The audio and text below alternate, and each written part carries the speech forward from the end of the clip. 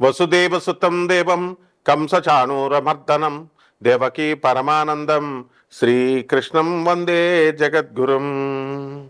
మహాభక్తులారా, మనందరికీ కూడా ఇప్పుడు 7 జన్మల నుంచి పెళ్ళాం వస్తుందంటారు. అంటే రుణానుబంధ రూపేణ పశుపత్ని సుతాలయ, ఒక భార్య 7 జన్మల నుంచి క్యారీ ఫార్వర్డ్ అవుతుంది.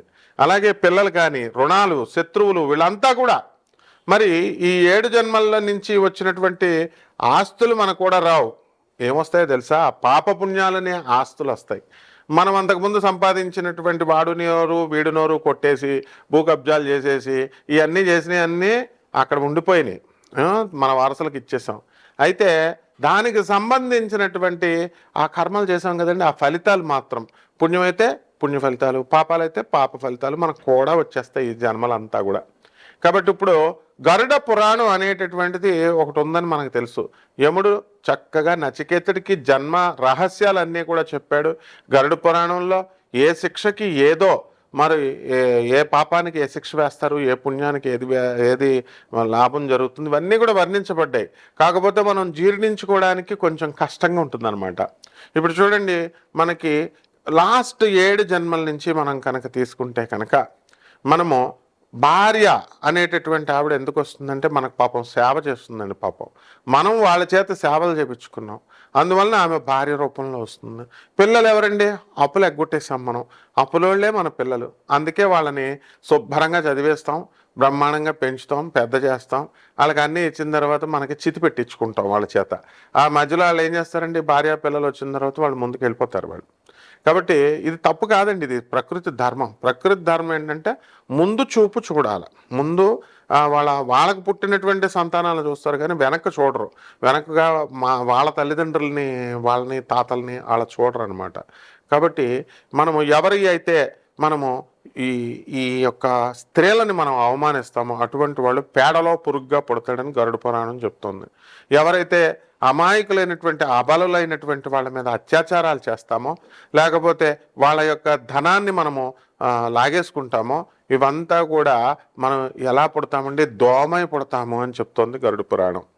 అలాగే మనము గురువుల్ని మనం సలహాలు ఇస్తాం, వెటకారం ఆడతాం. చిన్నప్పుడు మనం స్కూల్కి వెళ్ళినప్పుడు చూడండి, మాస్టర్ పాఠాలు చెప్తుంటే జోకులు వేస్తాం, సెటైర్లు వేస్తాం. అలాగే ఇప్పుడు నేను వీడియోలు చెప్తున్నానండి, నా మీద కూడా సెటైర్లు వేస్తారు కదా, సరదాగా కామెంట్స్ అవి పెడతా ఉంటారు. అంటే మంచిగా చెప్పకపోతే మీకు ఏమండి మీరు కోటీశ్వర్లు అయిపోతారండి, ఏమండి మీరు చాలా గొప్పవాళ్ళు అయిపోతారండి అంటే అప్పుడు పెడతారు. ఏమంటే ఈ రాశి వాళ్ళు మేము చాలా సంవత్సరాల నుంచి చూస్తున్నాం, మాకు అవ్వట్లేదు అని అప్పుడు పెడతారు.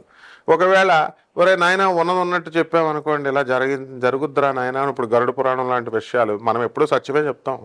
అయితే అప్పుడు ఏం చేస్తారండి? వీడెక్కడ దొరికాడరా బాబు, మళ్ళీ వచ్చేసాడు వీడు అని చెప్పేసి ఎక్కడ దొరికాడరా అని కామెంట్లు పెడతారు. ఇట్లాంటివన్నీ కూడా తప్పమ్మా. అందువలన గురువులను కనుక ద్వేషిస్తే ఆయుక్షీణమవుతుంది, అదృష్టహీనులు అయిపోతారు. అందువలన చాలా నష్టాలు జరుగుతాయి. మన నోటితో చెప్పకూడదు, ఎందుకంటే చెప్తే అలెక్కే చిట్టి పికిల్స్ లాగా అయిపోద్ది అనమాట మీ బతుకులన్నీ కూడా. అందువలన కంపల్సరీ మీరంతా కూడా మీ గురువులు అంటే ఎవరైనా మీకు పాఠాలు చెప్పిన వాళ్ళు, మీ అమ్మని మీరు తిట్టుకుంటారా? మీ నాన్న మీరు తిట్టుకుంటారా? మీకు పాఠాలు చెప్పిన మాస్టర్ని తిట్టుకుంటారా? ఒక మహానుభావుడు నాకు పెడతాడు, ఏమన్నా మీరు సోదెక్కి వేసేస్తున్నారండి బాబు.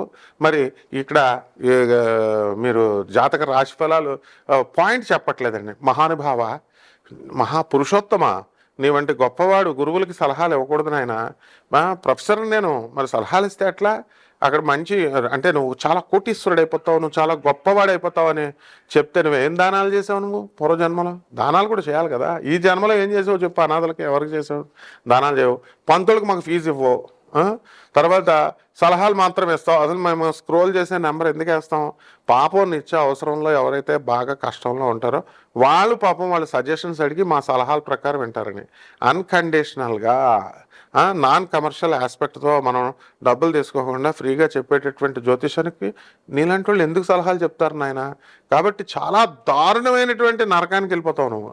ఎంత అంటే మామూలుగా వ్యాధి, ఆ జ్యోతిష్యాన్ని కానీ, గురువుని కానీ, వైద్యుడిని కానీ ఎవరైతే ద్వేషించినా, వాళ్ళకి సలహాలు ఇచ్చినా వాళ్ళంతా ఏమైపోతారో తెలుసా? ఆయుక్షీణమైపోతారు, అదృష్టహీనులు అయిపోతారు. అండ్ డాక్టర్ని కనుక ద్వేషించినట్లయితే వాడు పైకే పోతాడు. కాబట్టి భయపెట్టడాలు గీపెట్టడాలు ఉండవు, మనదంతా స్ట్రైట్ ఫార్వర్డ్. కాబట్టి ఈ యొక్క ఎవ్వరి అయితే పుస్తకాలు దొబ్బేస్తారు చాలామంది చూడండి, దొంగ పువ్వులు దొబ్బేస్తారండి. తెల్లవారుజామున 5ంటికి లేచి పాపం ఓనర్ చెట్లు పోసుకొని నీళ్లు పోసుకొని చెట్లు అంతా చేస్తే కవర్లు వేసుకొచ్చి వాకింగ్ అని చెప్పి వాళ్ళు మొత్తం అసలు ఓనర్కు 2 పువ్వులు ఉంచరండి, మొత్తం కోసేస్తారు. అప్పుడు ఏమవుతుందో తెలుసా అండి, మీరు చేసే పుణ్యం అంతానేమో ఓనర్కి పూజల వల్ల వచ్చే పుణ్యం, మీకేమో పాపమే, దొంగతనం పాపమే. తర్వాత ఏమైపోతారండి, మీరు మిడతైపోతారు. గరుడ పురాణం చెప్తుంది. మా గురుగారు గరికపాటి నరసింహారావు గారు కూడా దొంగ పూలు కొయ్యొద్దమ్మా అని చెప్పారు. అప్పటి నుంచి కొంత తగ్గింది. ఇంక మిగతా వాళ్ళు కోసేస్తున్నారు అనుకోండి, చాలా నరకాలకు వెళ్ళిపోతారండి బాబు. దొంగ పూలు కొయ్యకూడదండి. అలాగే ఇక ఇంట్లో పెట్టుకుంటారు నమ్మకంగా. ఇంట్లో పెట్టుకుంటే నమ్మకంగా ద్రోహాలు చేస్తారు. బాయ్ ఫ్రెండ్స్ కోసం, మరి వీళ్ళు గర్ల్ ఫ్రెండ్స్ కోసం ఈ యూత్ ఏం చేస్తారంటే ఇంట్లో పెడితే డబ్బులు దొబ్బేస్తారండి బాబు, బంగారము డబ్బులు దొబ్బేస్తారు. మరి అది ఎవరి మీదకి వెళ్ళిపోద్ది? పాపం ముసలోళ్ళు ఉంటారు కదా, వాళ్ళకి ఏదో తిండి పెడతా ఉంటారు కదా, ఆ ముసలోళ్ళ మీదకి వెళ్ళిపోద్ది. ఆ ముసలోళ్ళని తిట్టేస్తారు వీళ్ళు, ఇంటి యజమానులు, మనవరాళ్ళని మనవాడిని ఏమనలేక. కాబట్టి ఇలాంటివన్నీ కూడా మహాపాపాలు అయిపోయి నెక్స్ట్ జన్మలో వికలాంగులు అయిపోతారు. ఇది అన్ని గరుడ పురాణం అన్ని క్లియర్గా చెప్తుంది. కాబట్టి ఇవన్నీ సరదాగా చెప్పేది కాదు నాయన, భయపెట్టాల్సిన. ఇప్పుడు మేము భయపెట్టామనుకో మేము కూడా రౌరవాది నరకాలకు వెళ్ళిపోతాం నాయన. భయపెట్టేది లేదు, ఉన్నది ఉన్నట్టు చెప్పకపోతే రౌరవాది నరకాలే మాకైనా సరే. కాబట్టి యూట్యూబ్లో ఉన్నటువంటి మహానుభావులు మొత్తం జ్యోతిష్యం చెప్పేటటువంటి వాళ్ళు, ప్రవచనాలు చెప్పేటటువంటి వాళ్ళు ఎంతో కష్టపడి ఎంతో పరిశ్రమించి రోజులు పుస్తకాలు బట్టీలు కొట్టి చిన్నప్పటి నుంచి గురువుగారు పాళ్ళు పిసికి అన్నీ నగ్న సత్యాలు చెప్తున్నారు నాయన, నగ్న సత్యాలు చెప్తున్నారు. కాబట్టి వాళ్ళు అలా చెప్పలేదనుకోండి, రౌరవాది నరకాలకు వెళ్ళిపోతారు వాళ్ళు కూడా. కాబట్టి ఈ విషయాల్లో చాలా జాగ్రత్తగా ఉండాలా. గరుడ పురాణంలో ఎవరి అన్నం అయితే మనం దొబ్బేస్తామో అటువంటి వాళ్ళు మనం అన్నం లేకుండా నెక్స్ట్ జన్మలో చాలా బాధపడతాం. అంటే అన్నం అంటే అన్నం ప్లేట్ కాదండి దొబ్బేయడం, అవతల వాడి యొక్క శ్రమను దోచుకోవడం. అవతల వాడు కష్టపడి సంపాదించుకుంటాడండి ఇల్లు. కొంతమంది రాజకీయ నాయకులు, రౌడీ షీటర్లు, చెడ్డోళ్ళు ఉంటారు కదా, వాళ్ళు దొబ్బేస్తారు కదండి స్థలాలు అవన్నీ. వాళ్ళకి నెక్స్ట్ జన్మలో ఫుడ్ ఉండదండి. కాబట్టి అందుకనే రౌడీ షీటర్లు చూడండి, ఈ జన్మలోనే ఫటాల్ కత్తి పట్టుకునేవాడు కత్తితోనే పోతాడు. నయీం ఏమైపోయాడండి, మన కళ్ళ ముందు నయీం అయిపోయాడు. బోడు మందిని చూసాం మనం ఇలాంటి వాళ్ళందరినీ, గోండాలని. మా ఫ్రెండ్ అయినటువంటి పోలీస్ కమిషనర్ సురేంద్ర బాబు ఏసైడ్ మ్యాన్ ఎన్కౌంటర్ సజ్జనార్ సార్, ఎవరు ఏంటో ఐపీఎస్లు, బ్రహ్మాండమైన ఐపీఎస్లు ఉన్నారు. ఐపీఎస్లు ఇప్పుడు జితేంద్ర సార్ మహాత్ముడు డీజీపీ. మరి వీళ్ళంతా ఉండగా మనం పిచ్చేషాలు వేస్తే మనం రక్షించుకోవాలి. చక్కగా మన ధర్మాన్ని, ఎథిక్స్ని, మారల్స్ని రక్షించుకోవాలి నాయన, రక్షించుకోవాలి. కాబట్టి అధర్మం పాలు చేయకండి. చక్కగా ధర్మం కోసం వీళ్ళు చెప్పేటటువంటి ప్రవచనాలన్నీ వినండి. పూజలు పునస్కారాలు చేయక్కర్లేదులే, ₹1,00,000 అవుతున్నాడు, లేకపోతే అడుగుతున్నాడు, లేకపోతే 50,000 అడుగుతున్నాడని ఈ జ్యోతిష్కులు చెప్పేది వదిలేయండి. పాపం దక్షిణలు ఇచ్చేయండి బాబు. పంతులకి దక్షిణలు ఎగ్గొడతారంటే బాబు. ఎవరైతే పంతులకి దక్షిణలు ఎగ్గొడతారో, ఎవరైతే జ్యోతిష్కులకి దక్షిణలు ఎగ్గొడతారో వాళ్ళకి ఏమొస్తుందో తెలుసా? గరుడ పురాణం తీసి చదవని చూస్తాను. బ్రాహ్మడు చెప్పేది వినకపోయినా. బ్రాహ్మడు అంటే ఏంటండి? బ్రాహ్మణి క్యాస్ట్ కాదండి బాబు. బ్రాహ్మణుడు అంటే బ్రహ్మజ్ఞానాంతో బ్రాహ్మణ. ఎవరైతే నీ మంచి కోసం చెప్పేటటువంటి వాడు, గురుస్థానంలో ఉండి చెప్పేటటువంటి వాడు, దత్తాత్రేయుడు అవతారం వాడు, అటువంటి వాళ్ళు కనుక చెప్పింది కనుక వినకపోతే నువ్వు ఏమైపోతావంటే రౌరవాది నరకాలకు వెళ్ళిపోతావని చెప్తోంది. రౌరవాది నరకం అంటే అల్టిమేట్ అనమాట. ఇంకా ఇవన్నీ నరకాలు ఉన్నాయండి లేవండి అని వితండవాదం చేసే వాళ్ళకి ఈ జన్మలో లాస్ట్ రోజులు కూడా అవసరం లేదు. స్టార్టింగ్లో పెరాలసిస్ వచ్చేస్తుంది. గరుడ పురాణం అంటేనే అంతేనండి బాబు, భయం భయం భయం. అందుకే ఇంట్లో గరుడ పురాణం ఎవడో పెట్టుకోడు. దానికి భయం వేసి ఏంటి తప్పులు చేయాల్సి వస్తుంది. తప్పులు చేస్తే ఈ శిక్షలను గరుడ పురాణంలో ఉంటుంది. కానీ అందుకని ఏం చెప్తారు, సెంటిమెంట్ కింద. ప్రజలు చాలా తెలివైన వాళ్ళు కదా, ఏమన్నా బాబు చచ్చిపోయిన వాళ్ళు చచ్చిపోతారు, గరుడ పురాణం ఇంట్లో పెట్టుకోకూడదని అంటారు. నో, దానికోసం కాదు. ప్రతి వాడి ఇంట్లో కూడా గరుడ పురాణం పెట్టారు. It is like an IPC section, Indian penal code లాంటిది. మరి అలాంటిది మీ దగ్గర ఉండాలి. కంపల్సరీ గరుడ పురాణం తెచ్చుకోండి, మీ ఇంట్లో పెట్టుకోండి. దీని ప్రకారం ఈ పూర్వజన్మల కర్మల ప్రకారం మనందరం చేసినటువంటి 7 జన్మలని తీసుకుందాం.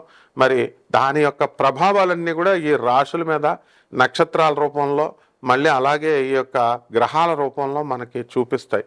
ఈ 2025వ సంవత్సరం అంతా కూడా ఇవి మనం చేసినటువంటి పాపాలను బట్టి ఏ రాశుల వాళ్ళని ఎలా ఇబ్బంది పెడతాయి అన్నది మనం ఈ వీడియోలో తెలుసుకుందాం. ఒక్కొక్క రాశికి విడివిడిగా చూడండి. సింహరాశి వాళ్ళందరూ కూడా మనకి ఇప్పుడు గురు బలం పెరుగుతుందండి సింహరాశి వాళ్ళకి. మే 30, 2025 సంవత్సరం నుంచి గురుడు వృషభ రాశి నుంచి మిథున రాశిలోకి వస్తున్నాడు. ఆ తర్వాత కర్కాటక రాశి సంచారము చేసినప్పుడు కాస్త ఇబ్బందులు పెడతాడు. అదేవిధంగా ఈ యొక్క ఆగస్ట్ నెలలో మీరు అనుకున్నటువంటివన్నీ కూడా సాధించడానికి అవకాశాలు ఉంటాయి. ఇప్పుడు బ్యూటిఫుల్గా ఉంటుందండి. ఈ యొక్క ఏప్రిల్ 13 నుంచి మనకి రవి మేషరాశిలోకి వచ్చాడు and it will give you very wonderful experiences అనమాట.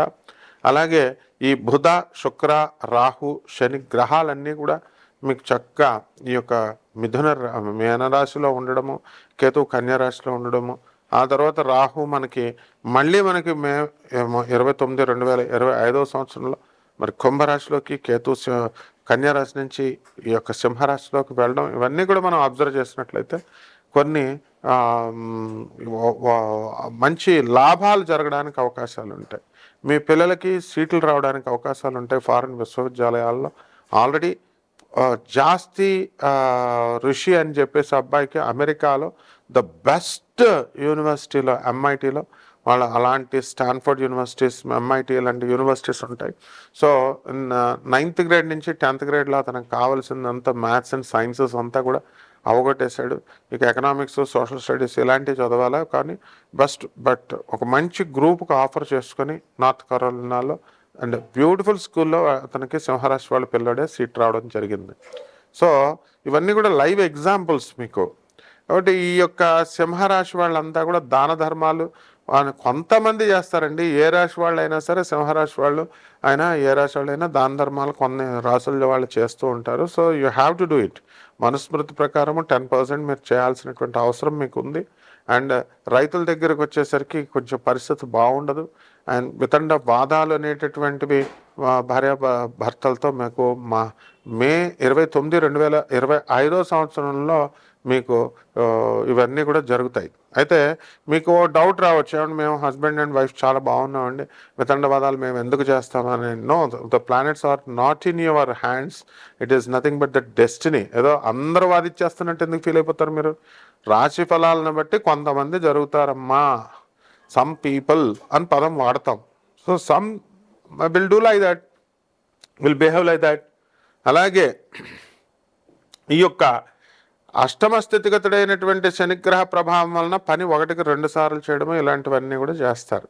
రైతుల పరిస్థితి అనేటటువంటిది మే 30 తర్వాత ఇప్పుడు వర్స్ట్గా ఉంది. ఇంకా వర్స్ట్గా మనకి ఉండడం అనేటటువంటివి జరుగుతాయి. అండ్ ఇల్లు కొనాలి అనుకునేటటువంటి వాళ్ళు ఇల్లు కొంటారు, స్థలాలు కొనుక్కునే వాళ్ళు స్థలాలు కొంటారు. మీరు దాన ధర్మాలు చేసిన వాళ్ళు నాకు కాల్ చేయండి తర్వాత, ఏమంటే మేము ఎంత దానం చేసామని. అంతేగాని ఏమంటే మీరు సోద ఎక్కువ చెప్తున్నారండి, స్ట్రైట్ ఫార్వర్డ్గా ఉండాలని, ఇలాంటి చెత్త సలహాలు నాకు ఎవ్వరు కూడా చెప్పొద్దు. అండ్ ప్రతి ఒక్కడు చెప్తాడు, ఏమంటే నేను దాన ధర్మాలు విపరీతంగా చేస్తానండి. ఇప్పుడు లైఫ్లో ఒకసారి చేయడం కాదు, డైలీ చేయాలి. నువ్వు డైలీ అన్నం తింటున్నావుగా, డైలీ చేయాలి ప్రతి మనిషి కూడా. So keep it in mind. And coming to the point, పరిహారాల దగ్గరికి వచ్చేసరికి this is my classroom. So మనం జాగ్రత్తగా చక్కగా ఒక టీచర్ చెప్తున్నాడు కాబట్టి జాగ్రత్తగా మనం ఫాలో అవ్వాలండి. అండ్ పరిహారాల దగ్గరికి వచ్చేసరికి మనకి రాహు బాగుండలేదు, శని కూడా బాగుండలేదండి. ఒకటి రాహు జపం చేయండి, రాహు స్తోత్రాలు చదవండి, రాహు కిలోంపావు మినుముల్ని ఆవుపేట రంగు ఉన్నటువంటి వస్తువుల నుంచి పేద బ్రాహ్మణులకి శనివారం నాడు ఉదయం 8 గంటలకు దానం చేసుకోండి.